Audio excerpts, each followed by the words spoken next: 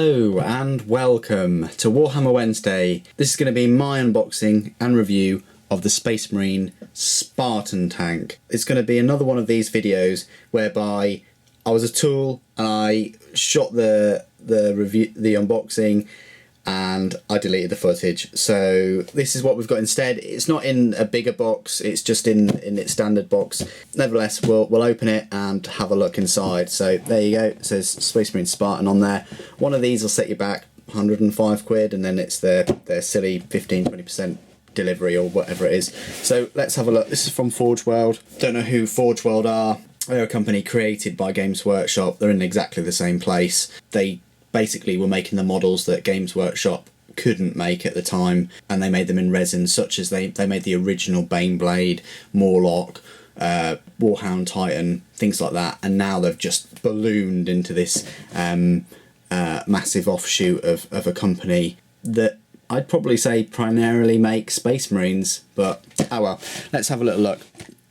So what you get is, now before I purchased this, I did my homework, because I know that the older Spartans unfortunately had all of the tank tracks separate and you had to glue them on. That's not a problem if a model's in plastic, because you've got a bit of leeway. You can take a track off quite quickly, put it back on. They normally fit well, and if not, the glue kind of melts.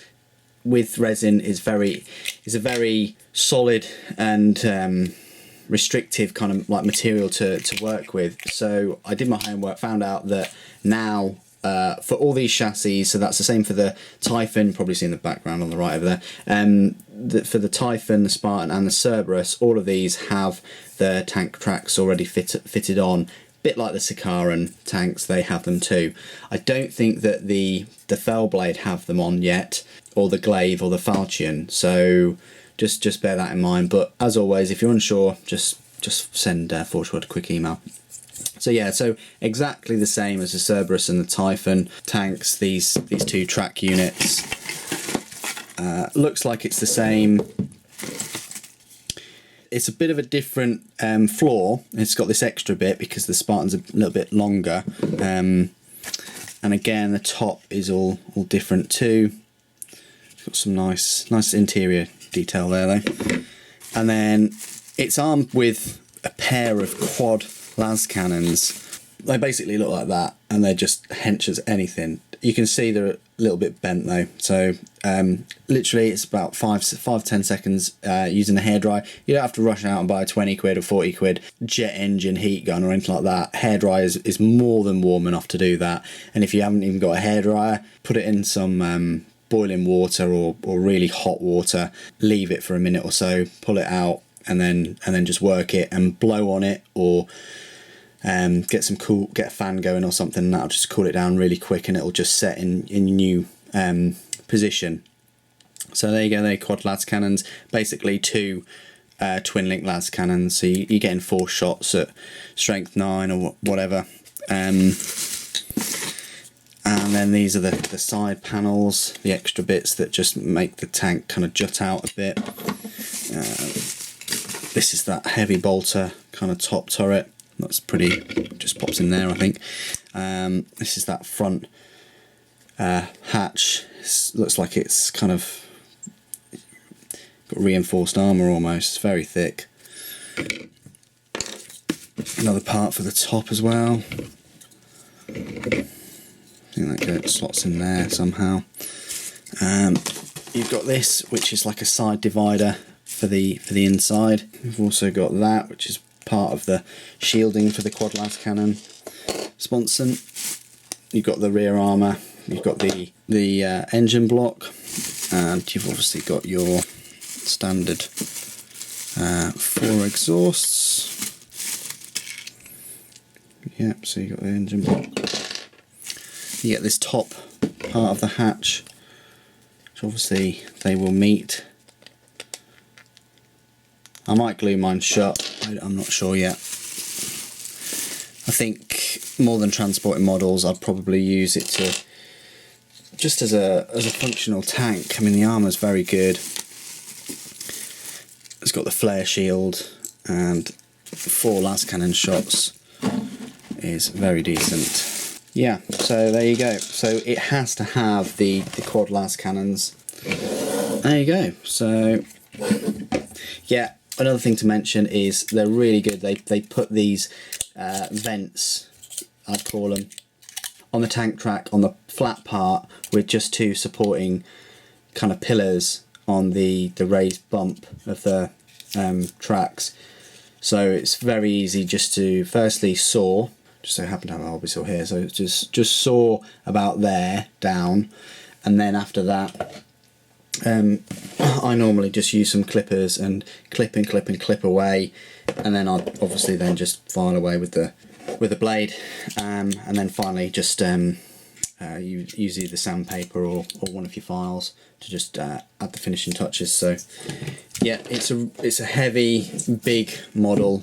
Skill wise, I'd probably say it's a 3 or 4 out of 5. It's not too taxing really, but I don't know why, but I just find all Forge World kits much more enjoyable to kind of construct than Games Workshop's ones.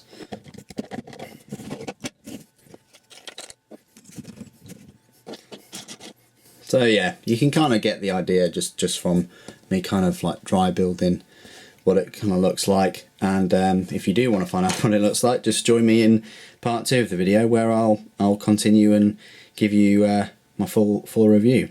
And welcome to part 2. So the Spartan is complete. It's a lovely tank. It's a really nice tank to build too. The newer version that I think was sort of updated towards the start of the year, whereby the tracks themselves with the side armour is all one piece of resin.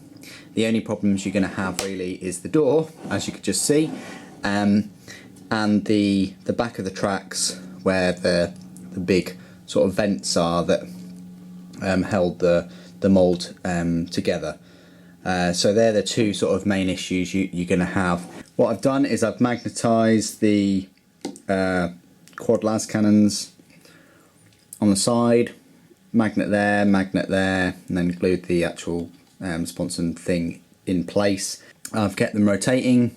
Like I said before, the only problem you have with these sponson las cannons is they don't even have, I'd say that's a 30 degree maybe, not even a 45 degree. And it's the same on the Fell Blade and the Falchion and any other heavy tank. I mean, this is classed as a heavy tank, not a super heavy, even though the Typhon and Cerberus are exactly the same chassis. Maybe it's because of their weapon systems, it converts them into super heavy, but I'd also think that if you had 25 powered armoured Space Marines in one of these things, that would equate to the same weight, I would have thought, as with Typhon's gun and its ammunition, maybe.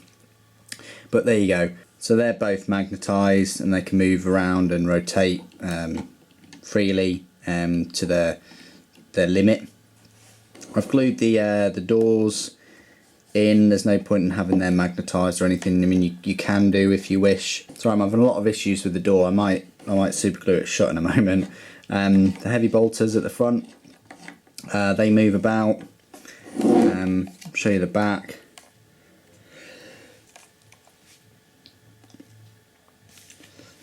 I mean, it's a full resin model. One of these will set you back about £105. I remember when they were like 90 quid. So it's a shame they've gone up by a good 10% or so in the last couple of years. But it is what it is. Really nice to build. You could build one of these in a day quite easily. It's up to you whether you want to magnetise the door or glue it shut. It's sort of got a detailed interior. I mean, it's got that door there, and it's got some screens and things, place to put the bolters. I mean, it's definitely a fair bit larger than a normal Land Raider. It's almost got like this whole sort of hallway bit before you get to the main bulk of the tank. But I still would struggle to understand how that you could fit 25 Space Marines in there. Maybe 10 or 15, but I don't know about 25, unless there's sort of like, unless they can half fill it and go on to the second floor maybe. But yeah, no, I struggle with that. Good tip, which I'm going to go away and do a bit more, is don't bother with hot water or a lighter. Get a hairdryer. Don't bother with a heat gun either. Heat guns are £30–40. Unless you're using it for other things, there's no point. If you've got a hairdryer that's just lying around, might as well use that. It's very quick. It only needs 10–20 seconds on the hairdryer. On any piece of the resin that you're not that happy with, just hold it on there, and then after a little while you can just work the resin. I've already done this this gap here a few times and pushed it forward by sort of melting it with the hairdryer. I found it's the most effective way. And obviously with the hairdryer you can just quickly change to the cool setting and then cool it to sort of set it in the desired pose it needs. But I'm going to have a little play with the door, because I don't really want to magnetise it, and I also don't want to glue it shut, because I like to build like when my units come out, I like to have the door open, or even for like little set pieces and displays and things, I'd like to show models off that way. So what I'm going to do now is just show you it next to some other tanks. First one will just be this normal size Land Raider. As you can see, it's definitely taller. Even the tracks that are sort of hidden within this Land Raider's frame and the armour, it's a fair bit higher. Door for this one is a little bit more reliable, but that's because it's got a whole mechanism in there rather than just two pieces of resin that you sort of try and forcefully to connect all the time. Turrets again move, they don't go up and down, they just go from side to side, which is fine. The assault cannon on the front moves, but as you can see, that's the main sort of size difference. Crusader is almost as long as a Spartan, but obviously you've got that extra, you know, 4–5 Space Marines you could probably fit in there, but either way that's why you can fit 25 in, just because it is wider, I'd say, and it's got a more usable area, but obviously the weapon systems are far greater compared to a Rhino. Rhino just looks tiny compared to it. I mean, you could probably fit 1, 2, 3 Rhinos there next to this Spartan. And then finally I'm just gonna sort of dwarf the tank next to a super heavy Space Marine tank, which is the Fell Blade. I mean, that just goes to show you how big the Fell Blade is compared to the Spartan. It's definitely a fair bit longer and of course wider, and the whole turret system itself is bigger than the Spartan. So that just goes to show you that, you know, it is a super heavy, but no troop transport capability. It's obviously got a lot of ammunition in there. I hope that's useful, just showing you the size comparison there between those sort of quite common tanks, I would say. On a side note, what I will say is the instructions you get for the Spartan are absolutely crap. I mean, look at this. It's just print out sort of stages of construction with sort of arrows pointing to what things are. Nothing in terms of like a build sequence or instructions, just pictures of the tank, and pictures that are really, really blurry. I mean, I don't know what printer they're using this on, but I mean, even if they just printed it out in colour, it'd just be such an improvement. It does have all of your parts, but again, that looks quite difficult to see. So it is only sort of like 3 pages, which is not what you're expecting nowadays, especially when you spend like 105 quid on a model. With delivery, it probably would be about £120 or more. So for that kind of money, you're really expecting something that just comes in a normal £30 or £40 kit, such as this plastic one, where parts wise there's not that many more parts, but it does give you sort of which bits to glue, which not to glue, and a complete sort of instruction guide in pretty nice CAD sort of drawings.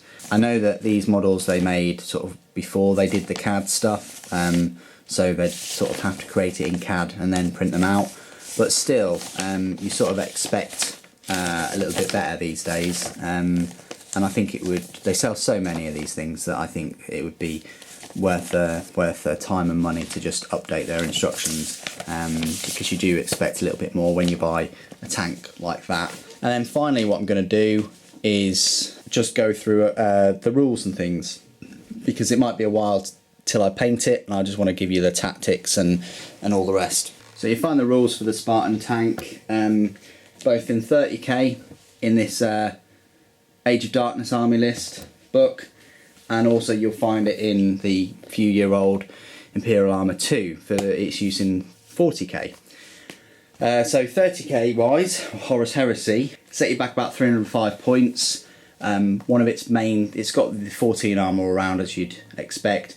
5 hull points, you can have laser destroyers instead of those las cannons, and you can have this this flare shield, which is incredibly useful. But it does cost you 45 points now. They've bumped the price up for one of those. But the flare shield, basically any weapons with template or blast, it reduces their strength by -2, and any other shooting attacks by -1.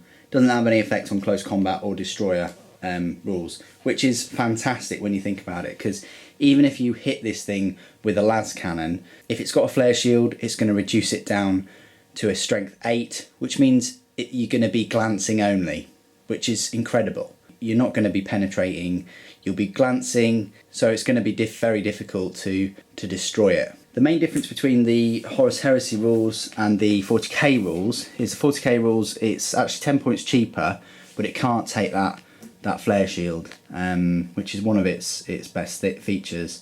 But it's still got the same armour, same hull points.